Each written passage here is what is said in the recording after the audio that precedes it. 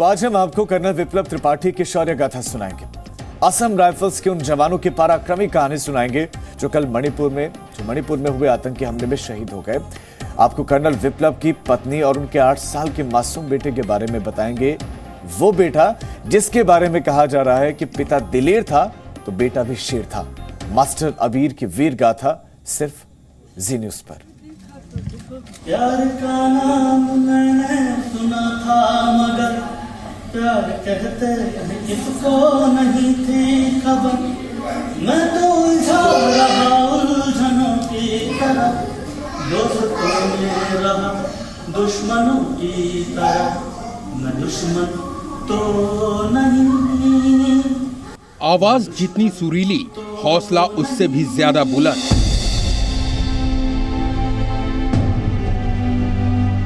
जिगरा उससे भी ज्यादा फौलादी और बलिदानी गाथा उससे भी ज्यादा पराक्रमी। मणिपुर हमले में शहीद 46 असम राइफल्स के commanding officer colonel Viplav Tripathi, जिनकी अमिट कुर्बानी इस देश में सदियों तक सुनी और सुनाई जाएगी।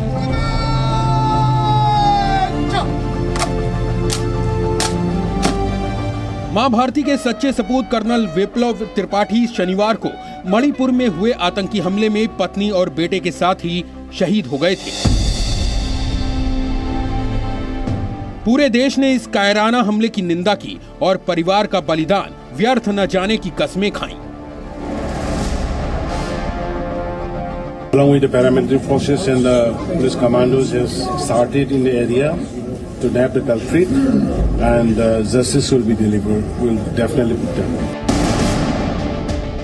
कर्नल विप्लव त्रिपाठी रायगढ़ के रहने वाले थे। वर्ष 2001 में उन्होंने सेना को ज्वाइन किया था। उनका परिवार रायगढ़ का जाना माना परिवार है। विप्लव के दादा किशोरी लाल त्रिपाठी भारतीय संविधान के ड्राफ्ट समिति का हिस्सा थे, जबकि पिता सुभाष एक वरिष्ठ पत्रकार हैं और रायगढ़ में क्षेत्रीय साप्ताहिक के संपादक हैं। उनकी मां एक सामाजिक कार्यकर्ता हैं। विप्लव के छोटे भाई अनय त्रिपाठी भी भारतीय सेना में लेफ्टिनेंट कर्नल हैं। करीब 1.5 वर्ष पहले ही कर्नल विप्लव की पोस्टिंग मणिपुर में हुई थी। उन्होंने उग्रवादियों की मेन स्ट्रीम में वापसी को लेकर यहाँ कई काम किए थे। कुछ मीडिया रिपोर्ट्स के मुताबिक कर्नल विप्लव ने इस बार की दिवाली मणिपुर में माँ बाप के साथ ही मनाई थी। कर्नल विप्लव के माता पिता 1 हफ्ते पहले ही उनसे मिलकर मणिपुर से वापस रायगढ़ लौटे थे। विप्लव के दोस्तों के मुताबिक असम राइफल्स में कर्नल रहे विप्लव विनम्र स्वभाव के थे। उनकी विनम्रता आपको उनके इस पुराने वीडियो में महसूस होगी, जब वो परिवार के बीच बैठे और बेटे को सीने से चिपकाए अपनी पसंद का गाना गुनगुना रहे थे। तो नहीं मगर जब से देखा। जी न्यूज की टीम रायगढ़ में कर्नल विप्लव त्रिपाठी के घर पहुंची, उनके परिवार से बात की। शहीद के परिवार के प्रति संवेदना प्रकट करते हुए सच्ची श्रद्धांजलि दी। सूचना मिली कि विप्लव जो है वो शहीद हो गए। उनके साथ जो है 4 जवान और शहीद हुए। तो ये बहुत कायराना काम है ये, मतलब जिसकी जितना मतलब आप शब्द नहीं है। कर्नल विप्लव, उनकी पत्नी और बेटे का पार्थिव शरीर अभी रायगढ़ नहीं पहुंचा है। शहीद का परिवार इंतजार में है। सोमवार को कर्नल विप्लव, उनकी पत्नी और मासूम बेटे का अंतिम संस्कार होगा और रायगढ़ से कर्नल विप्लव त्रिपाठी अमर रहे की देशभक्ति की गूंज पूरे हिंदुस्तान में सुनाई देगी। ब्यूरो रिपोर्ट, जी मीडिया।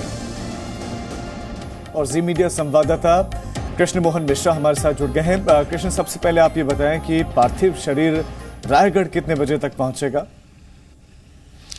पार्थिव शरीर अब दोपहर बाद तक रायगढ़ पहुंचने की संभावना है और उसके बाद उनको पूरे राजकीय सम्मान के साथ वहां उनकी अंत्येष्टि की जाएगी।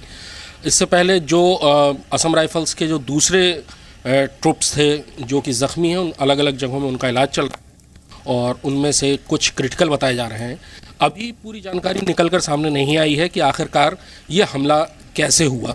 जो शुरुआती जानकारियां आ रही हैं उसके मुताबिक ये है कि ये कंपनी बेस जहां था, इनकी एक कंपनी थी, वहां पर कोई गांव वालों के लिए एक प्रोग्राम था और उसमें वो गए थे। और अक्सर ऐसे कार्यक्रमों में चूंकि जो कमांडिंग ऑफिसर की पत्नी है वो एक तरह से आर्मी वाइफ्स वेलफेयर एसोसिएशन और दूसरे जो कार्यक्रम होते हैं उनमें भाग लेती, इसलिए उनकी पत्नी भी साथ में थी, जो कि गांव वालों के लिए जो कल्चरल और मोटिवेशनल प्रोग्राम थे उनको कराया जा रहा है। कर्नल विप्लव इससे पहले मिजोरम में पोस्टेड थे और वहाँ पर भी ये काफ़ी लोकप्रिय थे। मणिपुर में बहुत सारे अलग अलग उग्रवादी गुट हैं। आपको याद होगा कि 4 जून 2015 में भी यहीं मणिपुर में चंदेल डिस्ट्रिक्ट में हमला हुआ था भारतीय सेना के काफिले पर, जिसमें डोगरा रेजिमेंट के 18 सैनिक थे, वो वीरगति को प्राप्त हुए थे। और उसके बाद फिर भारतीय सेना ने बहुत बड़ी कार्रवाई की थी। आपको याद होगा कि NSC जो नेशनल काउंसिल फॉर नागा का जो खाम्पलांग गुट है, तो खाम्पलांग गुट का जो म्यांमार में ट्रेनिंग कैंप्स थे उनको डिस्ट्रॉय किया था। भारत की पहली सर्जिकल स्ट्राइक के नाम से इसे जाना गया था। अभी भी ऑपरेशंस लगातार चल रहे हैं, उसमें असम राइफल्स हैं, सेना की यूनिट्स हैं, जो स्थानीय पुलिस है, मणिपुर पुलिस, उसके लोग हैं। एयर कॉम्बिंग भी की परसों से ही शुरू हो गई थी। अभी तक कोई भी आतंकवादी हाथ नहीं आया है, लेकिन जो सूत्र बता रहे हैं कि बहुत ही एग्रेसिवली ये कार्रवाई की जा रही है, क्योंकि बहुत बड़ी घटना है किसी भी यूनिट के कमांडिंग ऑफिसर का इस तरह से मारा बॉम्बिंग की जा रही है। लेकिन मैं आपसे ये समझना चाहूंगा कि इस हमले के पीछे क्या कोई चीन कनेक्शन है तो किस तरह का है? देखिए, नॉर्थ ईस्ट में जो भी आतंकवादी ग्रुप हैं, आतंकवादी गिरोह कहें आप उनको, इंसर्जेंट ग्रुप्स कहें, उन सब का कनेक्शन चीन से जुड़ता है। नॉर्थ ईस्ट के जितनी भी डिस्टर्ब्ड स्टेट हैं उनकी सीमाएं म्यांमार से लगती हैं। म्यांमार में पूरी तौर पर चीन का दखल रहता है, जहां पर वो लंबे अरसे से हथियार और नारकोटिक्स की सप्लाई करता है। जितने भी ये टेररिस्ट ग्रुप होते हैं, आज से नहीं, पिछले 40 साल से इन सब को चीन से पैसा आता है, चीन से हथियार आते हैं। अब चूंकि म्यांमार में सत्ता परिवर्तन हो गया, वहाँ मिलिट्री जुंटा राज कर रहा है और उनके चीन से बहुत अच्छे संबंध हैं, इसलिए अब ये बिल्कुल साफ होता है कि जो भी आतंकवादी गिरोह काम कर रहा है उसको चीन की बैकिंग होती है। पैसा सबसे ज़्यादा चीन से आता है, हथियार चीनी मूल के होते हैं। जो भी, और मणिपुर में बहुत सारे आतंकवादी गिरोह हैं, छोटे छोटे, उनका एक उन्होंने ग्रुप अम्ब्रेला ऑर्गेनाइजेशन बना रखा है, लेकिन उनमें से एक ग्रुप दूसरे के इलाके में भी वारदात करता है और कभी कभी एक ग्रुप दूसरे ग्रुप को वारदात करने की जिम्मेदारी भी दे देता है। काफ़ी वहाँ पर इस किस्म की चीज़ें इंटरलिंक्ड होती हैं। अभी एक जिम्मेदारी तो ली है एक संगठन ने, और साथ में उन्होंने ये भी कहा कि हमको मालूम नहीं था कि यहाँ परिवार शामिल था, लेकिन ये सब आई वॉश की तरह लगता है। कार्रवाई लगातार 3 दिन से चल रही है। आतंकवादी जिन्होंने भी ये वारदात की बहुत जल्दी हत्थे चढ़ेंगे, उनका उसी तरह से उनका इलाज किया जाएगा जैसे पहले हुआ है। लेकिन समस्या सबसे ज़्यादा इसमें यह है कि म्यांमार में जितने भी आतंकवादी गुट हैं उनका जो केंद्र होता है वो म्यांमार होता है, और वहाँ पर चीनी सेना का पूरी तौर पर दखल होता है, चीन का पैसा होता है, चीन के हथियार होते हैं, चीन की ट्रेनिंग होती है। पहले भी इस तरह की चीज़ें सामने आई थी कि जो आतंकवादी गिरोह हैं उन्होंने चीनी PLA आर्मी के कैंप्स में ट्रेनिंग ली थी। भारत मिजोरम से होकर एक बहुत बड़ा प्रोजेक्ट चला रहा है जिसको कालादान प्रोजेक्ट कहते हैं। नॉर्थ ईस्ट की दूरी बहुत कम हो जाएगी उससे। इस प्रोजेक्ट से भी चीन को बहुत ज़्यादा परेशानी है, तो उस इलाके को जितना ज़्यादा डिस्टर्ब बनाए, वहाँ पर जितने ज़्यादा उपद्रव होते हैं, उसमें चीन की दिलचस्पी रहती है और किसी भी स्थिति में वो उस पूरे इलाके को शांत नहीं होने देना चाहता है, वहाँ पर अप्रोच नहीं पहुँचने देना चाहता है, ताकि वो इलाका ऐसा ही रहे और वहाँ चीन अपनी गतिविधियाँ चलाता रहे। लेकिन कृष्ण, लोग जब इस तरह की घटनाएं होती हैं तो लोग इंतजार नहीं करना चाहते हैं, इसलिए लोगों का ये सवाल है कि आखिर शहादत का बदला कब लिया जाएगा, आखिर कार्रवाई कब होगी, कॉम्बिंग कब तक जारी रहेगी, वो जानकारी कब मिलेगी कि आपने सफाया कर दिया उनका? देखिए, सबसे पहले तो इस तरह के ऑपरेशंस में वक्त इसलिए लगता है क्योंकि नॉर्थ ईस्ट का इलाका बहुत घने जंगलों और पहाड़ों से घिरा हुआ होता है।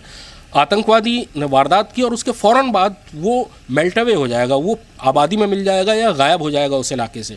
पहचान बहुत जल्दी हो जाती है। नेटवर्क, सुरक्षा बलों के भी अपने इंटेलिजेंस नेटवर्क्स होते हैं, उससे पहचान हो जाती है और ज़्यादा दिन नहीं लगते कि जब वो पकड़ा ना जाए। लेकिन वहाँ पर सबसे बड़ी समस्या ये होती है कि म्यांमार का बॉर्डर ज़्यादातर खुला हुआ है और आतंकवादी हमेशा वारदात करने के बाद म्यांमार की सीमा के अंदर चले जाते हैं। पिछली बारी 2015 वाली जो सर्जिकल स्ट्राइक थी वो इसीलिए म्यांमार सीमा के अंदर की गई थी, क्योंकि आतंकवादी खापलांग ग्रुप के जो आतंकवादी थे उन्होंने अपने कैंप्स म्यांमार सीमा के अंदर जंगलों में बना रखे थे। अब जैसे ही वारदात करता है आतंकवादी को ये पता होता है कि अब दबाव बहुत ज़्यादा हो जाएगा, बहुत बड़ी वारदात है किसी भी कमांडिंग अफसर को के ऊपर और उसके परिवार के ऊपर हमला करना और उसको मार देना। तो आतंकवादियों को भी ये बात मालूम है कि पूरी सुरक्षा बल उनके पीछे पड़ जाएंगे। कितने दिन में पकड़े जाते हैं ये कहना बड़ा मुश्किल होता है ऐसी चीज़ों में कि वो कहाँ गायब है, क्या सीमा पार करके म्यांमार चला गया है, जंगलों में है, आबादी के बीच में छुप गया है। लेकिन ये तय होता है कि बचना उनको नहीं है, उनको सुरक्षा बल ढूंढ जरूर लेंगे और उसके बाद उनको उनके अंजाम तक पहुंचा भी दिया जाएगा। बहुत शुक्रिया कृष्णा आपका इस तमाम जानकारी के। Presenting B News app available on Google Play and App Store. Download it now.